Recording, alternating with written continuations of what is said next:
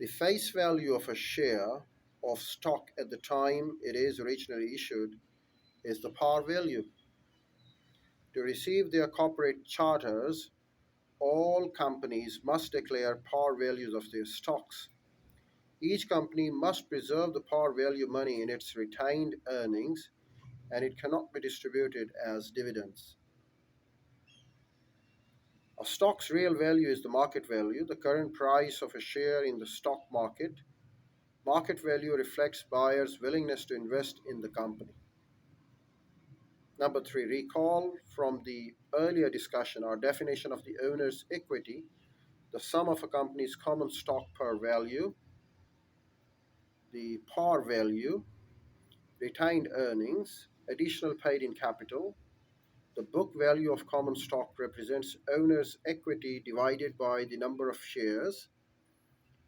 Book value is used as a comparison indicator because the market value for successful companies is usually greater than its book value.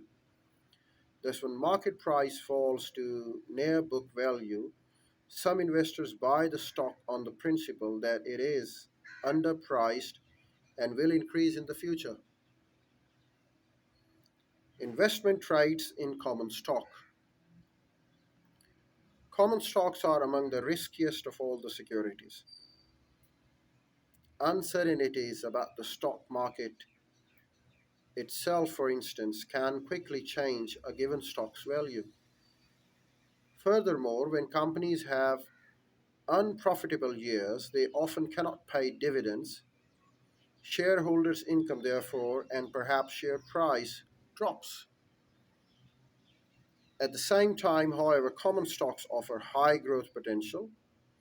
Naturally, the prospect for growth in various industries change from time to time, but the blue chip stock of well established, financially sound firms such as Coca Cola Company and ExxonMobil have historically provided investors steady income through consistent dividend payouts.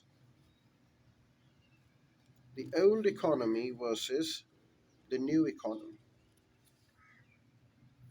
Well, what's a blue chip? Let's talk about the blue chip because the new nature, because the very nature of the stock market is continuously changing. The future performance of any stock is often unpredictable. With the proliferation of internet and startup.coms, experts realize that many of the old rules for judging the market prospects of stocks are changing. Conventional methods don't seem to apply to the surprising surges in the new economy.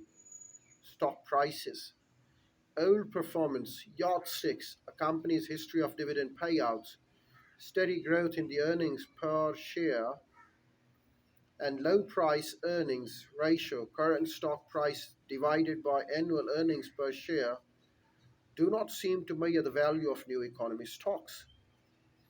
In some cases, market prices are soaring for startups that have yet to earn a profit, while some of the newcomers, America Online, Amazon, eBay, Yahoo, are regarded by many on Wall Street as internet blue chips. Their financial performance is quite different from that of the traditional blue chip stocks. Let's compare Yahoo and Walmart. If you had invested $10,000 in Walmart stock in July 1997, the market value of this blue chip would have increased to more than $35,000 in just 5 years. The same investment in Yahoo would have also grown about $35,000 at peak value during the 5 years period. However, the Yahoo investment surged to nearly $600,000 versus Walmart's nearly $40,000. Could this gigantic difference be predicted? Could this gigantic difference be predicted from indicators traditionally used by the market experts? Hardly so. The initial public offering (IPO) of Yahoo stock in 1996 was priced $13 per share. It quickly jumped to $43, then settled down to close the day at $33.